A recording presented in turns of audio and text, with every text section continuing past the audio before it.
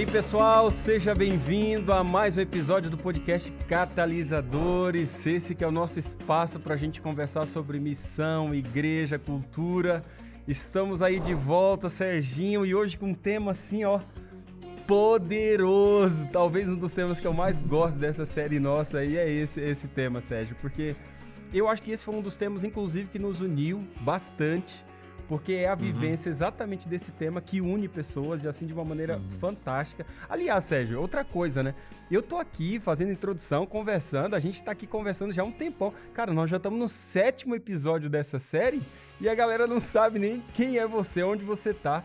Ó, gente, só pra fazer a introdução, o Serginho nem aqui no Brasil está, ele está lá em Boston, ele é pastor lá. Serginho, afinal, já introduz um pouquinho aí, já conta um pouquinho dessa realidade, porque tem gente boiando. Quem é o Sérgio? Eu não encontro esse pastor aqui no Brasil, queria chamar aqui pra pegar num culto de quarta-feira, eu não encontro ele.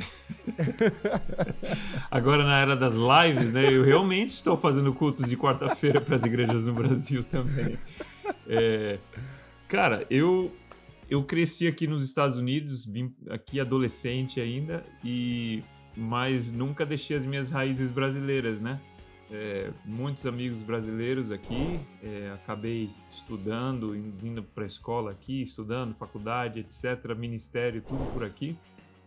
E pastoreei igrejas americanas e plantamos algumas igrejas. Acho que a gente já até mencionou sobre isso daí.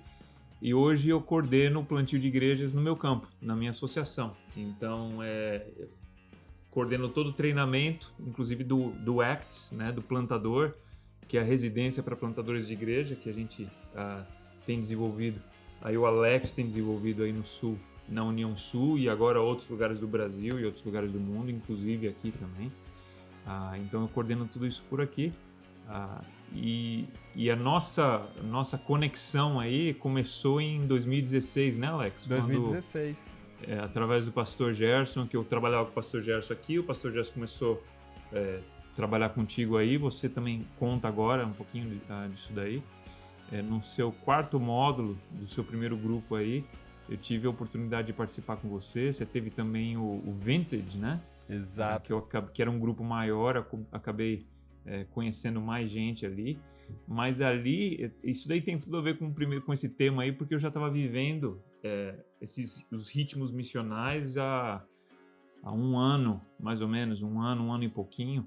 Então eu tinha assim acumulado algumas histórias que estavam bem fresquinhas ainda, e eu cheguei aí no Brasil e despejei essas histórias em cima de vocês aí. Cara, isso foi poderoso. Foi muito bacana, porque eu não sabia o poder das histórias, sabe? Eu não tinha compartilhado com ninguém ainda. Eu compartilhava com o meu grupo de DNA, né? Que a gente vai falar o que é aqui, com as pessoas que eu prestava contas e com a minha esposa. Não era algo que eu pregava na igreja, mas quando eu contei essas histórias aí, eu vi o poder das histórias, né? E então hoje a gente fala não só da gente fazer um treinamento a respeito, mas a gente ensina.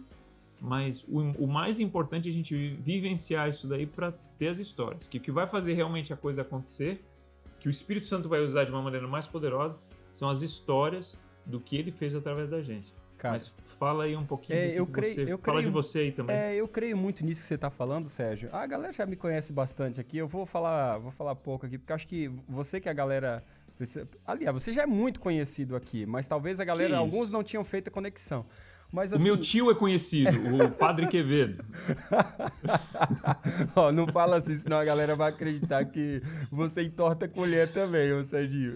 Que isso, cara. Não, o fato é o seguinte, eu gosto disso, e quando realmente você chegou aqui, foi muito poderoso, porque você não estava falando apenas do que você sabia, você estava falando daquilo que você vivenciava. E talvez esse seja um dos maiores empecilhos para a gente ver um movimento acontecer, é que tem muita gente falando sobre muita coisa, mas vivencia muito, tem muito pouca história pessoal. Gente que fala muito das ilustrações dos outros, mas não tem próprias ilustrações para contar a respeito daquilo que Deus está movendo na sua própria vida. Então, esse processo do ACTS, todo ele é baseado naquilo que a gente está vivendo e não naquilo que a gente sabe. E você sabe disso, a gente tem conversado isso tantas e tantas vezes. essas são realidades que acontecem conosco e a gente chama outros para começarem a vivenciar. Você já percebeu que nós estamos aqui em 7 episódios e até agora a gente não falou de seleção de grupo base ainda? Por quê? Porque tudo que a gente está falando agora depende de o plantador ter. Você precisa ter uma visão de que plantar igreja é, antes de tudo, um chamado para ser discípulo. Você precisa entender de que você precisa ter um modo de vida missional, ou seja, de alguém que é enviado em missão. Você precisa ter um modo de vida encarnacional, que é enviado para viver, entrar na vida das pessoas. E você precisa agora vivenciar os ritmos missionais de Cristo, que é o que a gente vai conversar hoje. Ou seja, Sérgio, o que a gente está falando aqui? Amigo, antes de pensar em querer fazer alguma coisa, tenha histórias. Na hora que você fala assim, pô, eu vim aqui pro Brasil e eu despejei histórias. Na verdade, você despejou quem você é, Sérgio. Você despejou a sua vida. E o que conta no frigir dos ovos é a vida, a experiência. E quando você tem fundamento, conteúdo com experiência, amigo, aí, meu amigo, aí você arrebenta a boca do balão, entendeu? Por quê? Cara, porque isso é o que a gente mais precisa. Exatamente, cara. Não, eu creio nisso daí e eu não vejo isso como algo extraordinário, porque é algo tão simples, né? Eu acho que Deus, na sua misericórdia, ele pensou assim, como que a gente pode simplificar a essência de quem nós somos, né? Então veio Jesus viver não como uma pessoa rica, mas como uma pessoa pobre, que não tinha nem onde encostar a cabeça, né? Não era isso que ele falava, não tenho nem onde reclinar minha cabeça.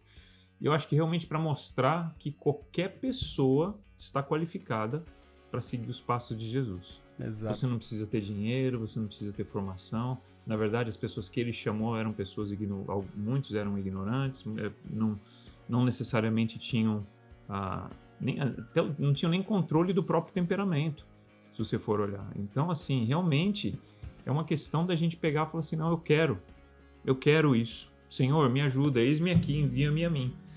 Então, ele pega esses ritmos básicos para a gente imitar.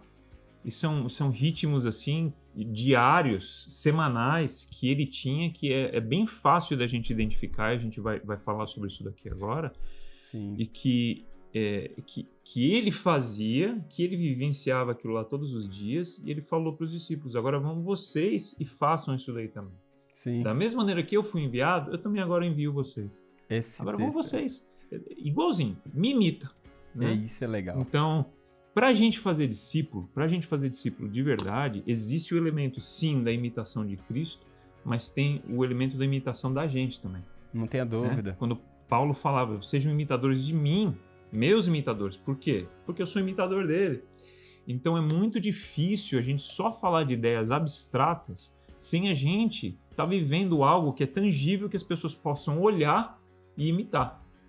Entendeu? E acho que é um pouquinho disso daí que a gente vai estar falando hoje. Sim, eu acho isso muito legal, porque assim, tem vários caras que a gente pode dar de referência que escreveram sobre isso aí. Você tem você tem o Dave Ferguson, você tem o Michael Frost com aquele livro Surprise the World, que talvez é o melhor livro para falar aqui, sobre isso aí. E se você está com o livro aí na mão aí, se você não tem esse livro, no Amazon é facinho de ter aí. Se você não sabe inglês aí, meu amigão, vai orando aí para você. Não tem o que fazer, cara. Eu vou falar o quê se você não sabe inglês? Vai orando pelo dom de língua. Não tem o que fazer. Pode. Também pode pedir isso aí. Mas o fato é o seguinte... Mas um parêntese só, Alex.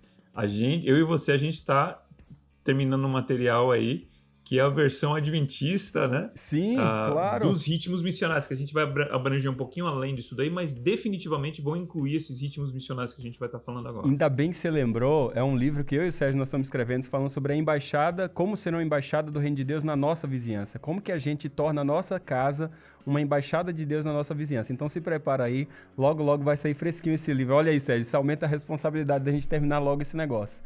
Agora tem que escrever, né? Não tenha dúvida. O fato é o seguinte, que esses indivíduos, eles mapearam o dia a dia de Jesus nos evangelhos e eles chegaram à conclusão que Jesus fazia pelo menos 4 coisas sempre. E a última é a que reforça as outras 4.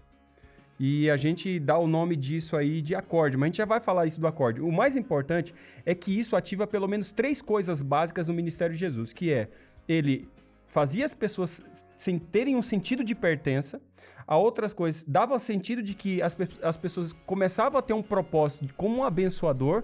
E, por último, todos esses 4 elementos conectavam as pessoas. Isso é básico para um processo de você vivenciar discípulo. Ter senso de pertença, você ter propósito de ser um abençoador e você conectar com pessoas. E quando você une essas 3 coisas num processo de um movimento de discipulado, isso é muito importante. Isso, Sérgio, chama muito a nossa atenção, porque a gente tem um monte de coisa que às vezes não dá senso de pertença, não cria propósito de ser um abençoador e não conecta as pessoas. E a gente tem que questionar se isso está desenvolvendo realmente discípulos que fazem discípulos, entendeu? Sim. E essa questão de conectar com as pessoas é uma conexão com a gente, mas é também uma conexão com Deus, né? Não tenho dúvida. A gente fazer a transição desses relacionamentos horizontais que você tem na pertença, na inclusão social, que você tem ao ministrar as necessidades, né? Que a gente vê no método de Cristo. Bem claro ali, ele ministrava as necessidades depois de ter se misturado. Aliás, tem que falar o texto ali, acho que é Ciência do Bom Viver, página 64. Depende, né? Tem versões que são páginas diferentes, mas é no livro Ciência do Bom Viver que ela fala unicamente os métodos de Cristo trarão verdadeiro êxito, né? E aí ele vai, que eles se misturavam com as pessoas. O Salvador se misturava com as pessoas como alguém que queria o bem delas. Ministrava suas necessidades, ele mostrava simpatia. Sim, mostrava simpatia, ou seja, fazia amizade com as pessoas, né? Era uma pessoa agradável, não um chato, né? Ele, ao fazer amizade com as pessoas e se misturar com as pessoas, ele acabava ouvindo das suas necessidades e ministrava aquelas necessidades e ganhava a confiança delas. Isso é algo que demora um tempo para fazer isso daí. Então, o último aspecto ali é o aspecto da transição. Ele ajudava as pessoas a fazerem essa transição do relacionamento horizontal, da conexão pessoal, de suprir as suas necessidades, de passar tempo com você, fazer amizade, de se misturar com você, isso tudo está no horizontal. Então tinha algum momento determinado ali que ele, ao ouvir a voz do Espírito Santo, ele fazia, a transição, né, para o vertical, conectava as pessoas com o Pai, conectava as pessoas com Ele, porque Ele era Deus também. Então, da mesma maneira, a gente tem esses 3 aspectos da vida de Cristo, Alex, que nós somos chamados para sermos imitadores desses 3 aspectos. Hoje em dia, a gente admira pessoas que vivem somente um aspecto, que é o aspecto vertical das disciplinas espirituais, oração, culto, pregação, pequeno grupo, leitura da Bíblia, estudo da Bíblia. Então, o cara que sabe a Bíblia, o cara estuda a Bíblia, o cara ora, é bacana, e a gente chama uma pessoa assim de uma pessoa espiritual. Só que uma pessoa espiritual é aquela que imita Cristo em todos os aspectos, não só no aspecto vertical. É uma pessoa que imita Cristo na inclusão social, na pertença, certo? Em se misturar com as pessoas e compartilhar vida com as pessoas, a vida dele com as pessoas de uma maneira diária. Ele imita Cristo também na área de ministrar as necessidades, qualquer necessidade. Isso é necessidade física, espiritual, mental, financeira, psicológica, o que for, qualquer que seja a necessidade. Então são esses 3 círculos aí que a gente vai disponibilizar no livro também.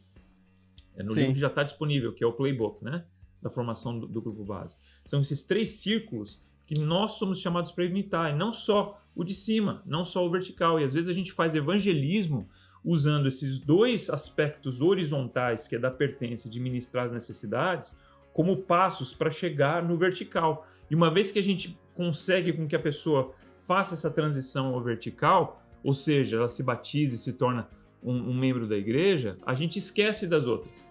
Ok, agora não precisa mais chamar ela para vir na minha casa e eu não preciso mais servir essa pessoa. Não.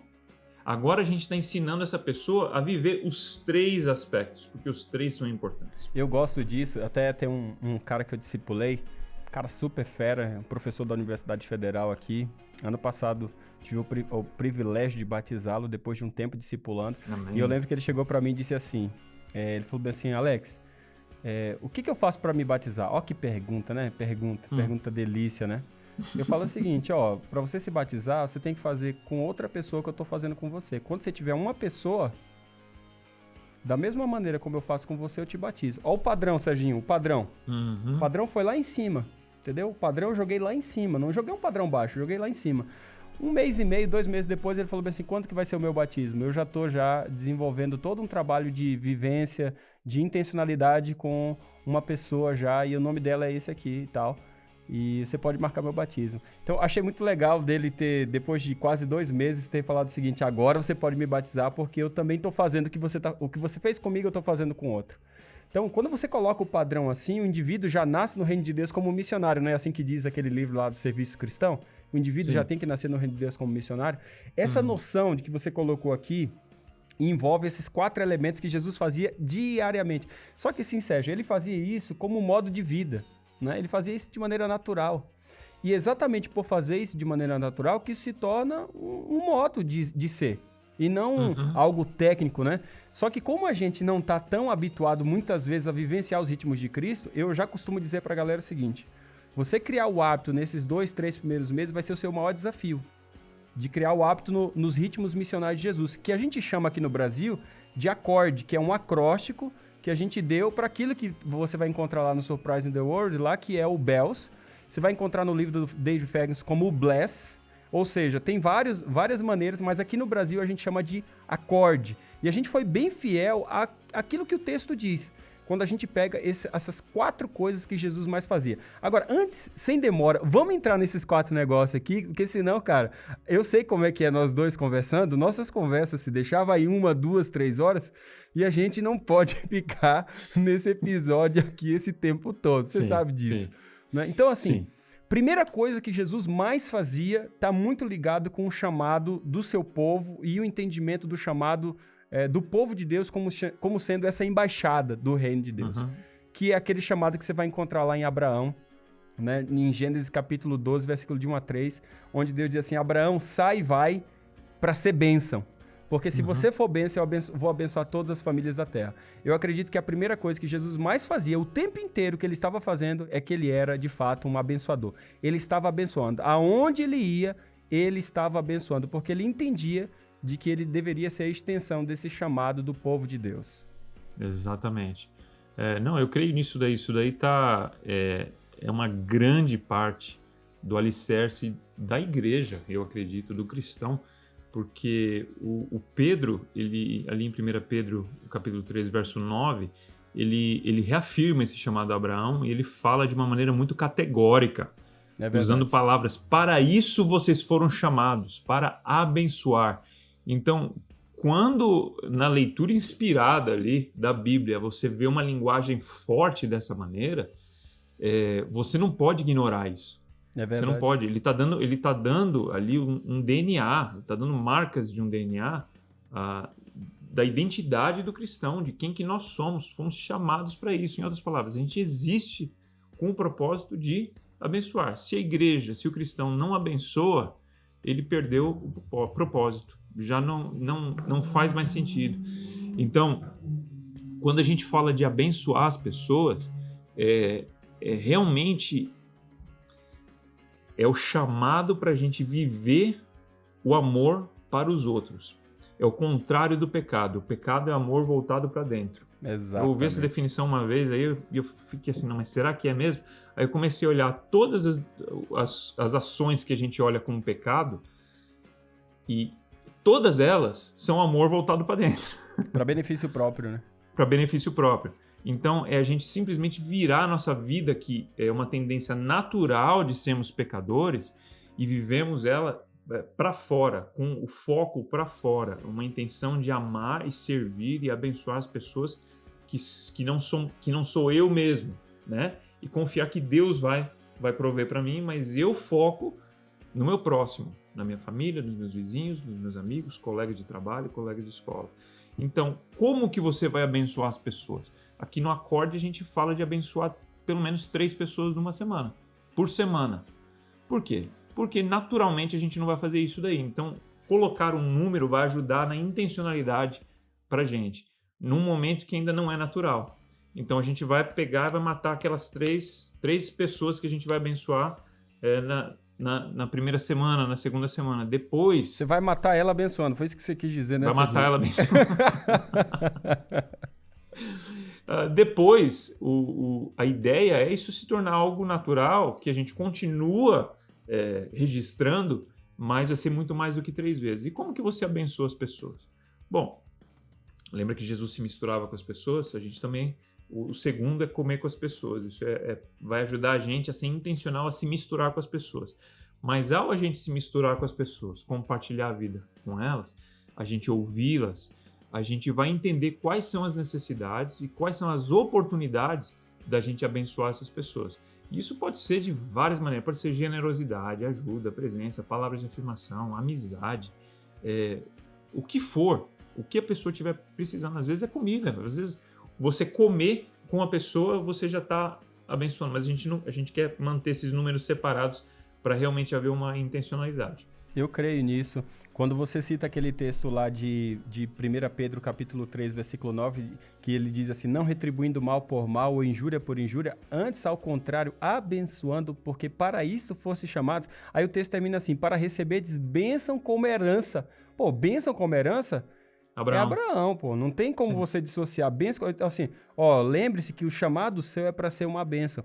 E eu acho interessante porque o início do texto lá diz assim, sai e vai, para ser bênção. A palavra sai e vai do hebraico é a palavra ler-lerá, que quer dizer sai para você mesmo. Pô, se você ler o texto, não faz sentido, Serginho. Sai para você mesmo, não faz sentido. É que o que Deus está dizendo é o seguinte, Abraão, o que eu estou falando para você é o seguinte, não é uma tarefa que eu estou te dando. Não é um trabalho que eu estou te dando. O que eu estou te dando é para você, é para definir quem você é. Não é uma tarefa apenas, é para definir quem você é. Ser um abençoador não é uma tarefa. Abençoar não é uma tarefa. Embora o acorde comece com esse desafio para você começar a criar o ritmo, no fundo, isso é para demonstrar qual é a sua identidade. Você foi chamado para isso. Isso é quem é você. Você é um abençoador. E quando a gente olha o ministério de Jesus Cristo, o tempo inteiro ele está abençoando. E tem um ponto legal aqui, porque assim, quando você começa a abençoar, Sérgio, as pessoas... Imagina, você vai lá, corta a grama, agora você estava falando que teve um tornado aí na sua região, imagina que agora você vai ajudar um monte de gente e você abençoa um monte de pessoas. Sabe o que você cria nas pessoas? Você cria um monte de pergunta nelas. Porque quando você abençoa, as pessoas ficam pensando, pô, quem é esse cara? Por que ele trouxe comida? Por que ele está fazendo isso? Quem é essa pessoa? Ao você levantar um monte de perguntas nas pessoas, aí entra aquele texto que está lá no versículo 15 do próprio capítulo 3 logo depois. De 1 Pedro, que diz o seguinte, olha, esteja preparado para responder a respeito da esperança que há em vocês. Ou seja, Sérgio, à medida que a gente abençoa, a gente levanta perguntas e aí a gente abre portas através das perguntas para a gente poder falar, testemunhar, proclamar. É diferente assim, né? Você viver uma vida que causa questionamento nas pessoas ao invés de você ir até as pessoas para tentar responder perguntas que eles não estão fazendo. Isso é a pior coisa. Então, e olha que a gente formula respostas brilhantes para perguntas que ninguém está fazendo. Exatamente. Então a gente assume já uma postura de que a gente tem algo que eles precisam, e realmente a gente tem algo que eles precisam, mas se a pessoa não sabe que ela precisa, o que você vai fazer? Você vai forçar a pessoa? Abaixo? Vai empurrar? O que você vai fazer? Você só tem a oportunidade de fazer isso uma vez, depois ela não quer mais, normalmente. Você dá uma vez, né? É igual dar remédio para cachorro, né? É uma vez. Depois daquilo lá, você já chega com um negocinho, já tá esperto e vaza, né? Então, isso daí realmente é como você falou, é um chamado para ser, é um chamado para a gente ser inserido na missão de Deus. Porque a missão de Deus é de abençoar esse mundo, né? E a maior bênção que ele deu para o mundo foi o seu Filho Jesus Cristo. Então Deus, ele é abençoador e ele chama a gente para ser abençoador. É o método que ele usou para redimir o mundo. Então, ser missional não simplesmente você preencher uma lista ali ou dar cheque numa lista de afazeres, como você falou. Isso não são só coisas 3 vezes aqui, 3 vezes ali. Não é isso. Isso é uma maneira da gente se inserir na missão que já existe e numa missão que pertence a Deus. Uma vez que a gente se insere nessa missão de Deus, aí a gente realmente está vivendo o propósito de Deus para a nossa vida. Então, não é só uma lista de afazeres. Agora a gente tem aí a segunda coisa do acorde, é o C, né? Sim. Pode falar. O C. Cara, antes de entrar no C, tem uma coisa muito legal no abençoar aqui. Eu sei que esse episódio pode ficar um pouquinho mais longo aqui. Cara, mas ó, o acorde é um negócio assim que pra nós é básico. Porque se você não avançar aqui no acorde, com certeza você vai ter muito problema no resto. Muito problema. Então, assim, eu gosto daquele texto, Sérgio, que lá de 2 Coríntios, capítulo 5, no texto de 2 Coríntios, capítulo 5, ele tem um negócio muito bacana, porque ele diz o seguinte, olha, que Cristo nos reconciliou com ele mesmo e ele nos deu o ministério da reconciliação. Sim. Qual que é o ministério da reconciliação? É o ministério de ser bênção. Porque depois que ele te dá o ministério da reconciliação, diz o versículo 20, que ele te dá agora a palavra da reconciliação. Sérgio, à medida que você age com o ministério da reconciliação de ser bênção, assim como diz lá naquele texto de Colossenses capítulo 4, diz assim, ore para que Deus nos abra uma porta à palavra, para que possamos também responder a respeito também da esperança que é em nós. Então, quando você ministra a bênção, você está abrindo portas para que a palavra tenha acesso, porque as pessoas vão perguntar e você vai poder dizer. Então, olha como abençoar é tão importante. Às vezes a gente fica preocupado assim, pô, será que vai ter estudo bíblico? Serginho, se você abençoar, a palavra vai ser aberta, porque as pessoas terão perguntas para fazer. Agora, se pessoas não têm tido interesse para estudar a Bíblia, ou se pessoas não estão perguntando, a gente tem que fazer esse questionamento para nós mesmos. O que está acontecendo? Talvez uma das questões é que a gente está abençoando muito pouco. A gente não está se encarnando. Aí vem o segundo elemento, né? Porque quando você começa a abençoar, você começa como que aumentar o nível de intimidade. E talvez a intimidade ela tenha a sua maior força no segunda coisa que Jesus mais fazia com as pessoas, que é comer. Ele entende de que comer é a melhor maneira de se conectar com as pessoas. Concordo. Jesus comia o tempo todo. Ele comia o tempo todo. A gente vê principalmente o livro de Lucas, o Evangelho de Lucas é o que deixa mais claro todas as vezes que Jesus comia. Ou você vê ali nas páginas, vai virando as páginas, ou ele está indo comer com alguém, ou ele está voltando de comer com alguém, ou ele está comendo com alguém. É verdade. E ali na mesa, você vê que ele realmente alcançava o coração das pessoas. Eu acredito que a mesa, uma refeição, ou você está compartilhando o que for ali sobre a mesa, é um atalho para o coração, é um atalho para aquele relacionamento de amizade que talvez demoraria muito mais. A gente tem aí exemplos, né? Eu sei que você tem também, mas eu e a Raquel, minha esposa, a gente fez muitos amigos à mesa, sabe? Sentados ali em volta da nossa mesa, comendo, com vizinhos, com pessoas que não conhecem a Deus, pessoas que na verdade não querem nada com Deus, mas ali ao a gente compartilhar a comida juntos, uma conexão acontecia da primeira vez, cada vez que a gente fazia isso daí, continuava num ritmo de comer com essas pessoas e passar tempo com elas, essas afinidades, esses vínculos iam ficando cada vez mais fortes, até o ponto de, eu não sei se eu já mencionei aqui, ao a gente sair dessa vizinhança 10 meses, não, vai fazer um ano agora, 11 meses atrás, teve choro e ranger de dentes. Que coisa, Teve né? muita tristeza, porque a gente realmente deixou amigos próximos ali. E alguns a gente teve a oportunidade de compartilhar Cristo, outros não, tá? Já deixo claro aqui, gostaria de ter compartilhado, mas eles não abriram a porta, o Espírito Santo não deixou claro que era aquele momento ali, e ao entender que o Espírito Santo é competente, eu preciso confiar que ele vai fazer o trabalho na hora certa. Então, uma coisa que a gente deixou é o vínculo, é a amizade. Porque ao a gente atropelar o Espírito Santo, a gente pode até perder isso daí. Muitas vezes acontece, porque as pessoas veem quem que nós realmente somos. Não é amigo. Ele só quer me levar para a igreja dele. Pior que é. Então, isso daí é igual a colher de remédio para o cachorro. Você dá uma vez. Mas para a segunda não tem. Né? É muito mais difícil. Eu entendo isso que você está falando, porque isso é uma prática também aqui no nosso contexto. Comer com pessoas é algo que a gente leva muito a sério, porque a gente entende de que estar ao redor da mesa também estar ao redor da graça de Cristo. Porque ao redor da mesa existe graça. Essa é uma frase que a gente fala muito. Ao redor da mesa existe graça. Você vai encontrar o ministério de Jesus Cristo comendo o tempo inteiro. Ele começa o ministério comendo e ele termina o ministério comendo. Né? Sempre assim. Termina o ministério lá com um espetinho de peixe, né? Comendo. E ele promete de que quando a gente estiver lá no céu com ele, eu não sei quem inventou essa, Sérgio, que a gente vai estar debaixo da árvore da vida, porque a Bíblia só fala que a gente vai estar ao redor da mesa. A não ser que a mesa esteja debaixo da árvore da vida. Pode só se for.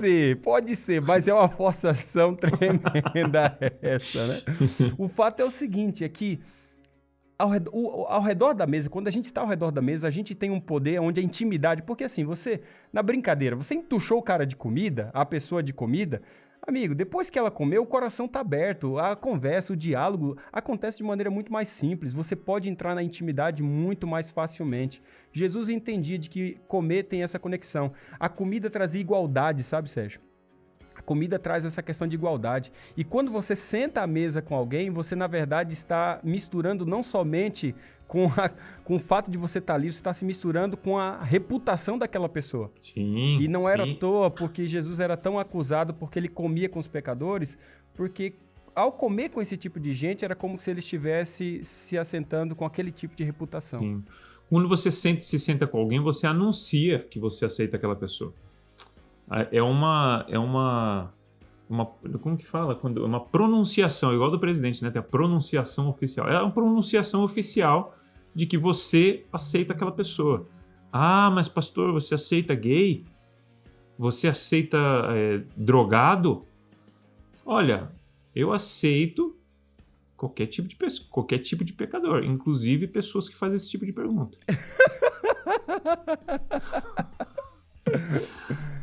Só deixa claro o outro lado aí também, senão tem gente que vai escandalizar à toa aqui, Sérgio. Sim. Agora vem a explicação, né? Espero que não desligou. Tem gente que, quem sabe, já desligou ali o negócio. Não desligue.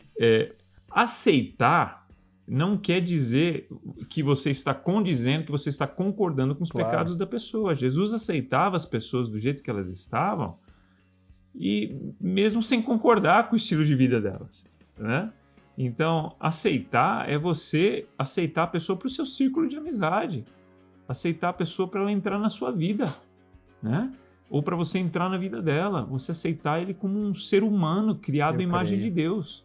A gente tem que começar... Todo mundo é pecador, certo? Mas a gente tem uma oportunidade da gente olhar para a pessoa como pecador, mas de uma maneira secundária. E de uma maneira primária, a gente olhar para as pessoas como criaturas feitas à imagem de Deus. Porque quando você olha e você vê que a pessoa ela é feita à imagem de Deus e essa é a primeira coisa que vem na sua mente, isso vai ditar a maneira que você trata essa pessoa. Isso vai ditar a maneira que você conversa com essa pessoa. Agora, se a primeira coisa que você tem na sua mente é que aquela pessoa é uma pecadora, isso também vai ditar o seu comportamento com aquela pessoa. Então, a gente não está negando que as pessoas são pecadoras, mas a gente coloca isso como num plano secundário, em um plano primário. É uma pessoa que ela foi criada à imagem de Deus. E a gente vê que Jesus tratava as pessoas dessa maneira. As pessoas precisavam de um Redentor, de um Salvador, porque elas eram pecadoras? Sim. Mas o primeiro encontro ali com Cristo era um olhar de amor com aquela pessoa que tinha acabado de pegar. É a primeira... Onde estão aqueles que te condenaram? Eu também não te condeno. Vai, não peques mais, vem em segundo. Sim, a gente não está escondendo, a gente não está rejeitando aquilo, mas olha o que vem primeiro. Eu também não te condeno. Então, a maneira que Jesus tratava as pessoas era, em primeiro lugar, como pessoas que foram criadas à imagem de Deus. Então, isso daí muda a maneira que a gente trata as pessoas. Eu nem sei por que eu comecei nesse assunto aqui, mas me endireita aí, Alex. Cara, você começou com isso porque, assim, nós somos chamados prioritariamente a não comer na nossa panelinha. Isso. Só de crente, entendeu? Nós somos chamados para começar a se relacionar e comer com as pessoas que não são do nosso meio comum. Sim. E quando a gente se relaciona com os nossos amigos do trabalho, lazer, escola, vizinhos, com esse olhar, e nós estamos abençoando essas pessoas, nós estamos sendo imitadores de Cristo, porque era exatamente isso que ele fazia. Ah, sim, porque a mesa mostra aceitação. A mesa mostra aceitação e a mesa mostra conexão. Eu sempre falo isso aqui porque a nossa tendência é a gente ficar na nossa bolinha. É na nossa bolha, a gente só come só com amigos cristãos, só come só com amigo adventista, só joga bola com adventista, a gente só vai pro trabalho com adventista, todo mundo, só adventista. Aí acaba que a gente não tem essa intencionalidade em comer com os de fora para conectar vida, Sérgio. Aí tem um outro ponto. Não é só, saímos do trabalho, vamos lá comer por comer. Não, é entender de que ao redor da mesa é a oportunidade máxima de conexão.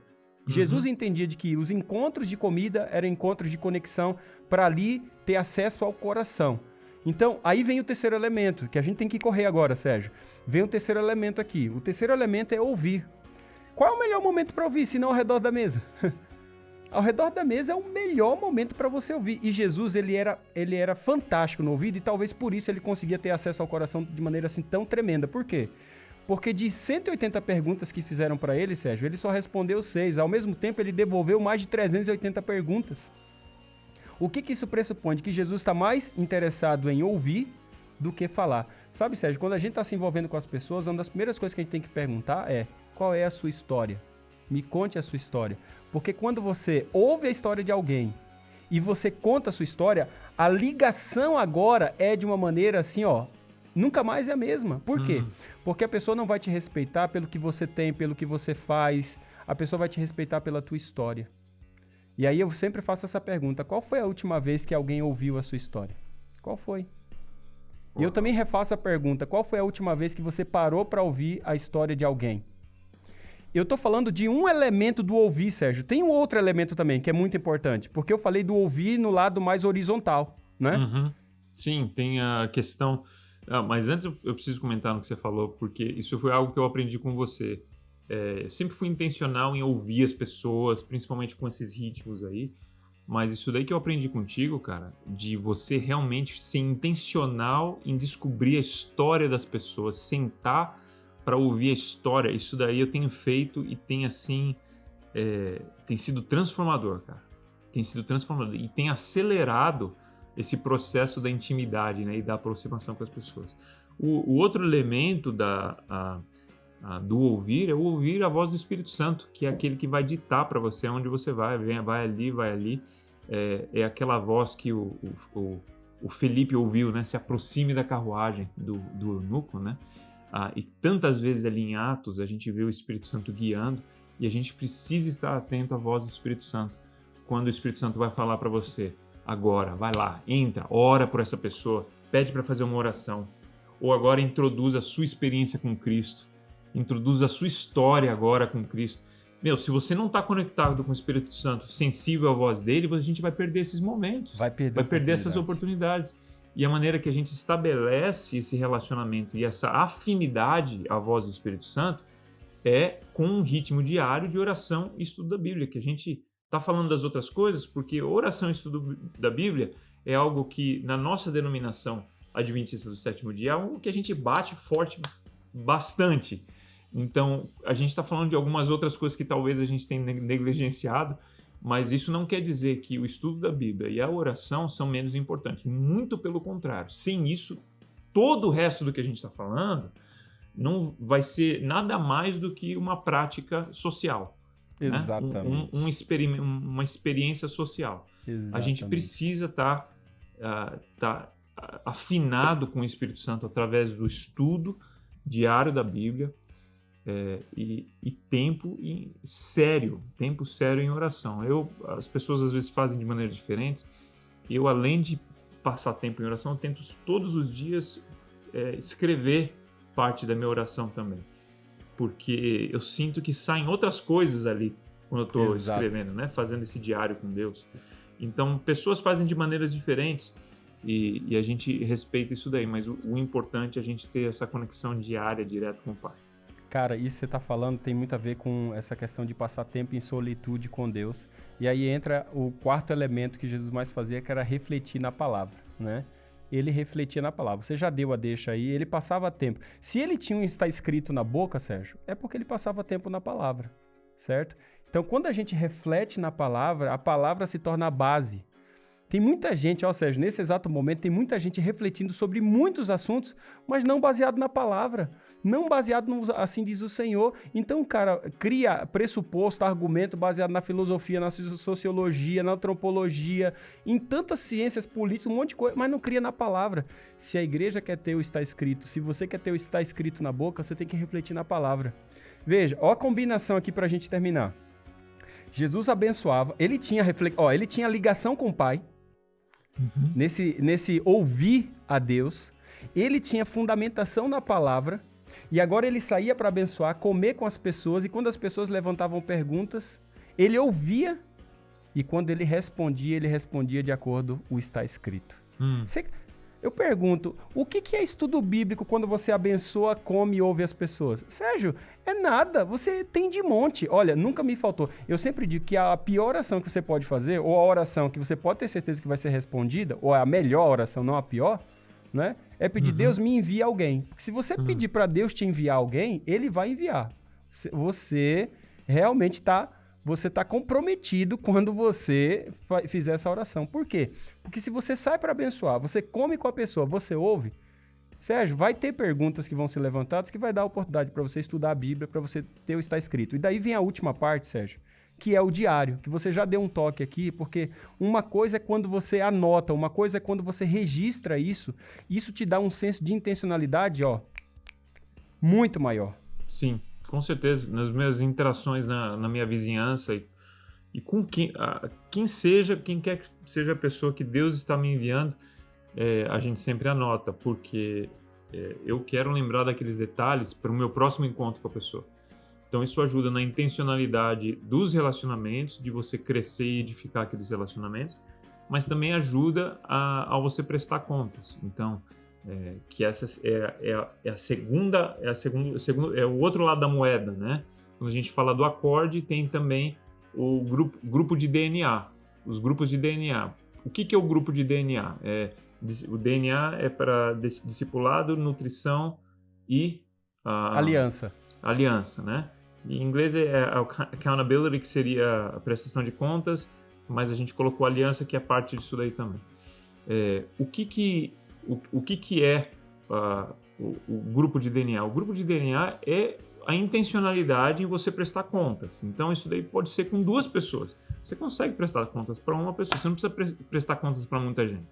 É só você, ao você estar fazendo isso daí, quem sabe você começa com esposo, com esposa, dali você compartilha uma história, 2 histórias com um amigo, com alguém a quem Deus está te enviando, e você chama essa pessoa para essa jornada, para ela fazer esses ritmos, essas práticas também.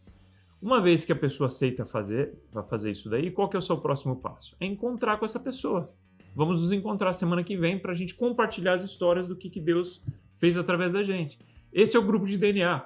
Você se encontra, vocês oram juntos, vocês podem ler alguma história da Bíblia juntos, mas a parte central desse encontro é você compartilhar todas as vezes que Deus enviou a você. Então você vai compartilhar como que você praticou o acorde, quem são as pessoas que você está abençoando, quem são as pessoas que você está comendo com elas, que você está se misturando com elas, quais são os desafios, quais são as vitórias, quais são as dificuldades, não estou conseguindo, e um ajuda o outro. Então esse grupo pode ser até de 3, 4, 5 pessoas, mas se começar a crescer, o ideal é você multiplicar isso daí.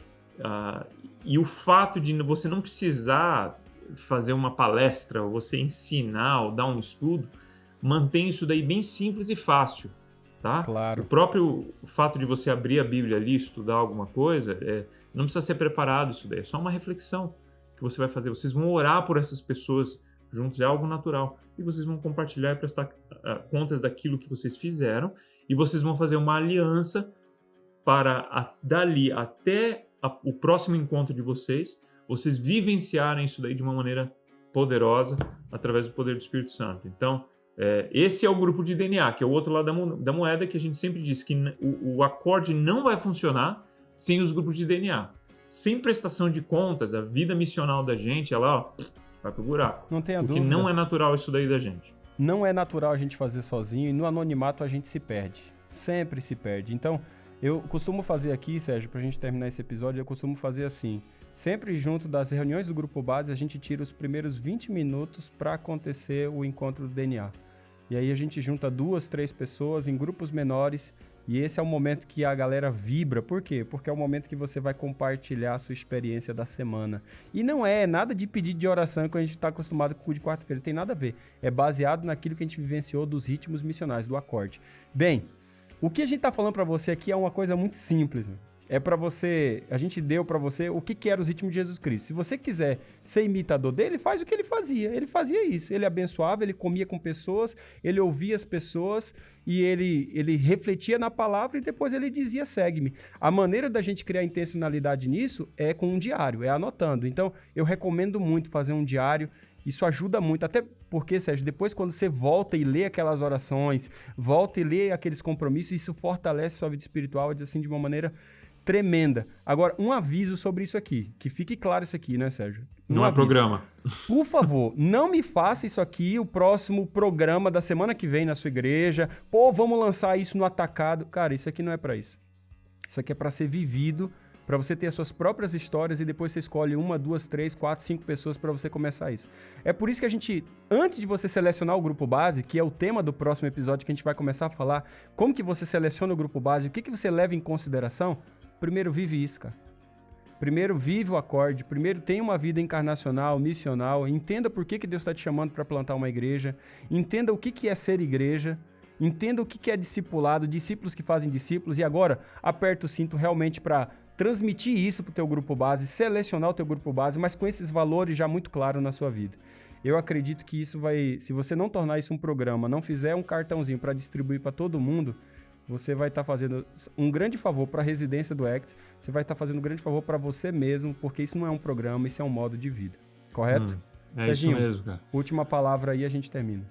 É exatamente isso daí. Isso é... A gente quer imitar também a maneira que Jesus lidou com discípulos, né? Ele não fez de atacado, ele escolheu poucos, ele agiu, ele vivenciou algo, convidou para as pessoas, para esses discípulos virem e verem.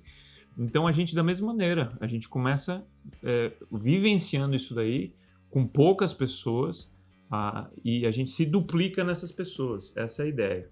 Agora, entenda que a gente não está querendo engessar os métodos de Cristo aqui para você fazer do nosso jeito. Se você for adaptar isso daí de uma maneira mais simples, que faz sentido no seu contexto, por favor, faça. Né? Não fala, não, tem que ser exatamente... Não, se você está fazendo os ritmos de Cristo, chama de acorde, chama de durma, chama de desperte, sei lá, se vire. A gente achou esse acróstico que ele fica mais simples para a gente ver os ritmos de Cristo.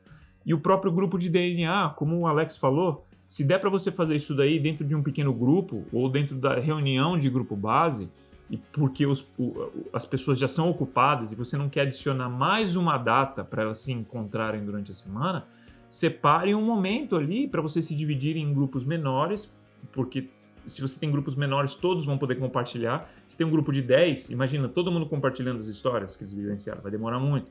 Em grupos de 3, de 2, de 3, e façam isso daí. Você encaixa dentro dos ritmos que você já tem.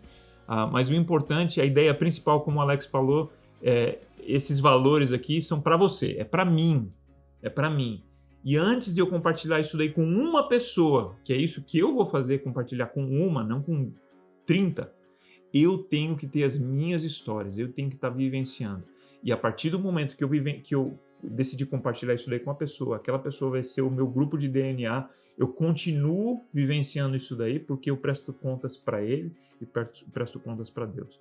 Isso é um compromisso sério, não só com as pessoas, mas é o nosso gancho para ficar ali realmente preso, né? Preso de uma maneira positiva, mas de uma maneira...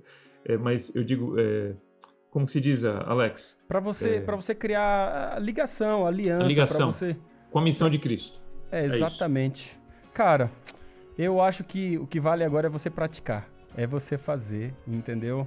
Esse episódio, de longe, foi o mais longo de todo o podcast Catalisadores, mas não deveria ser outro senão esse. Não deveria ser outro senão esse. Então, fica aí. Se isso aqui fez sentido para você, cara, compartilha compartilha com outras pessoas, fala, e cara, isso aqui explodiu minha cabeça, vai explodir a sua também, e vamos junto começar já e vivenciar essa prestação de contas, esse grupo DNA já, gente, compartilha com outras pessoas e vamos ver isso aqui realmente acontecer, porque o próximo episódio nós vamos conversar sobre liderança espiritual, na verdade sobre influência espiritual, como que nesse processo de formação de grupo base, a gente tem um grupo que reflete a imagem de Cristo, sendo uma liderança que corresponde àquilo que a palavra de Deus diz que deve ser os líderes de uma igreja local. Bem, a gente espera você no próximo episódio e a gente te aguarda até lá. Um grande abraço.